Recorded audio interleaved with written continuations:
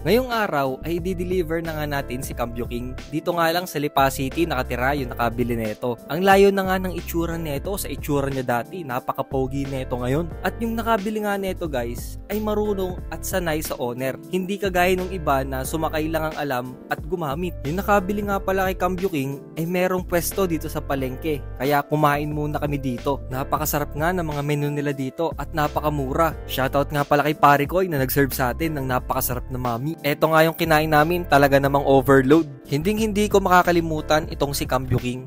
Eto lang naman yung owner na nahuhugot ang kambyo. Kaya yun na ang pinangalan ko sa kanya.